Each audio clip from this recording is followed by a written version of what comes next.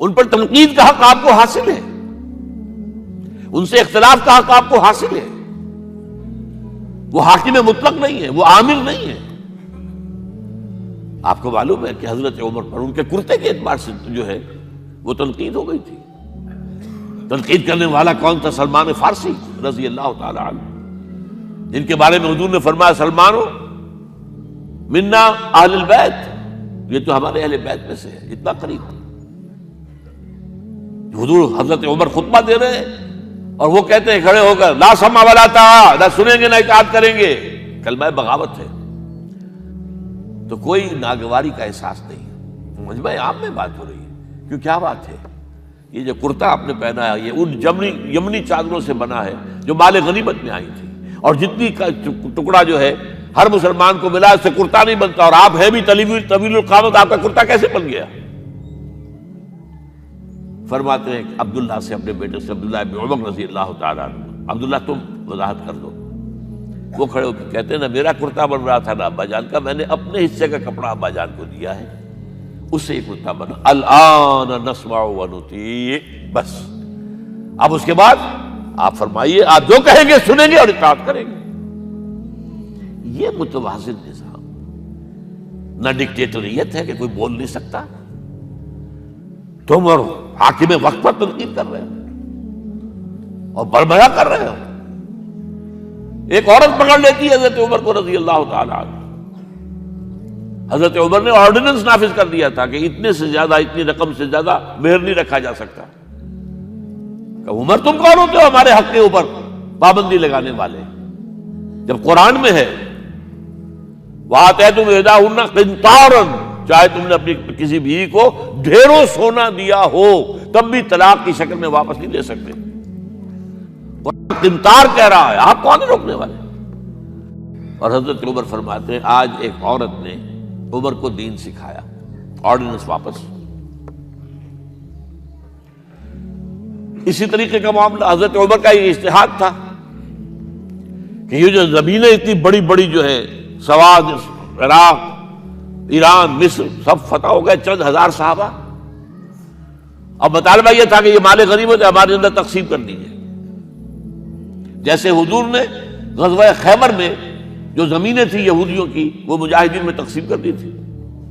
دلیل موجود، دلیل بھی سنت رسول سے ہے صلی اللہ علیہ وسلم. حضرت عمر کی حکمت کچھ اور کہہ رہی ہے. یہ بات تو میں اپنے انداز سے کہہ رہا ہوں کہ اگر ایسا ہو گیا تو تاریخ انسانی کی سب سے بڑی جاگیرداری قائم ہو جائے گی. کتنے بڑے بڑے رقبے جو ہے صحابہ کو مل جائے گا. لیکن انہوں نے جو بات بیان کی وہ یہ تھی اگر یہ سارا تقسیم ہو گیا تو بعد میں آنے والوں کے لیے کیا رہے گا، اور جو فوجیں اب ہمیں پورے نظام کے لیے رکھنی پڑے گی ان کو کون سپورٹ کرے گا، ان کے لیے کہاں سے خرچہ آئے گا. تو انہوں نے طے کیا کہ یہ مال جو ہے مال فے ہے، یہ بیت المال کا ہے. جو مال غنیمت ہے وہ صرف وہ ہوگا جو عین محاذ پر حاصل ہوا ہے. ہتھیار ہیں یا بھیڑیں بکریاں ہیں یا اور جانور ہیں، یا وہاں پر جو پکڑے جائیں گے قیدی وہ غلام ہوں گے، وہاں پر اگر عورتیں ہوں گی پکڑی جائیں گی، کنیزیں ہوں گی.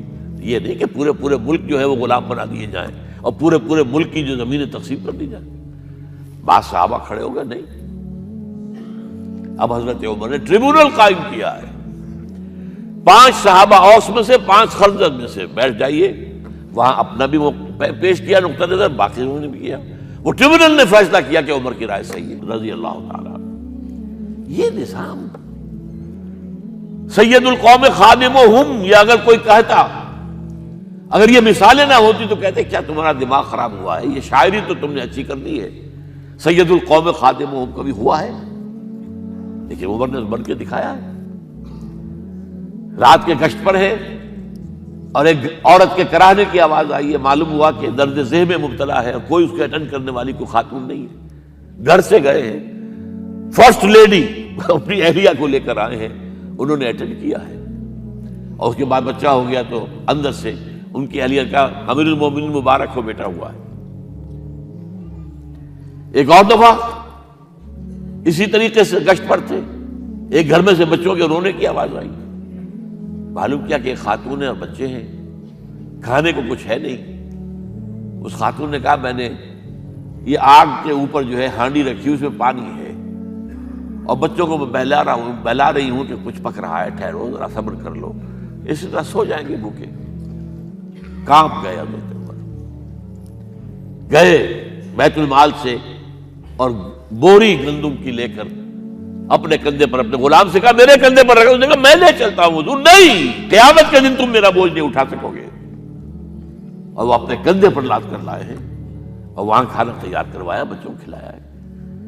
یہ نظام، یہ ہے رحمت للعالمینی کا مظہر۔ یہ جان لیجئے سیرت محمدی صلی اللہ علیہ وسلم کے جب آپ مطالعہ کرتے ہیں کہ وہ سارا انقلابی جدوجہد کا دور ہے، اس میں ابھی نظام کی جو خوبیاں ہیں وہ پورے طور پر سامنے نہیں آئی تھی۔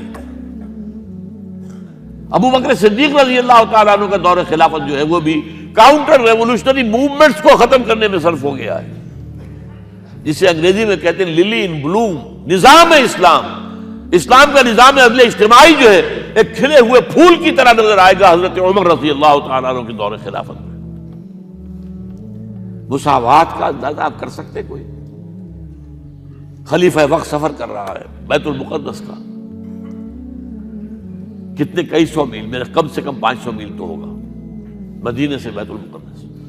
ایک اونٹنی ہے، ایک خادم ساتھ ہے، اسی اونٹنی کے اوپر راشن بھی ہے راستے کا، لہذا ایک وقت میں ایک آدمی سوار ہو سکتا ہے، دو نہیں۔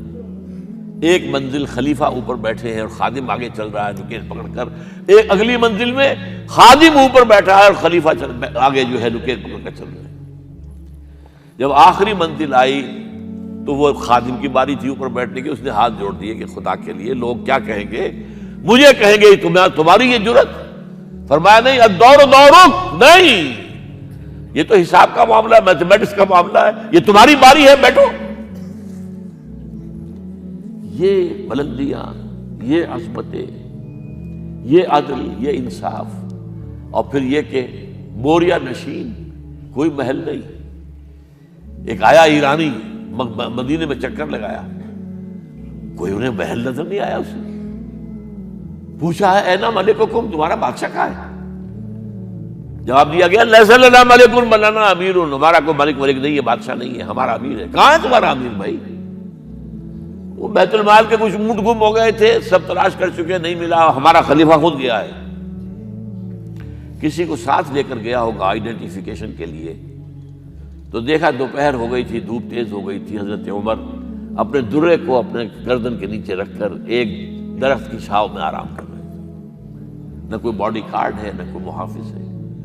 انہیں وہی کھڑے ہو کر کہا اے عمر، تم انصاف کرتے ہو تو تمہیں کوئی ڈر نہیں ہے، اور ہمارے بادشاہ خون پیتے ہیں لوگوں کا، وہ کانپتے رہتے ہیں، انہیں اونچی اونچی فصیلیں چاہیے، بڑے بڑے فوجی چاہیے، انہیں تو بہت اسکواڈز چاہیے کہ جو ان کی حفاظت کریں۔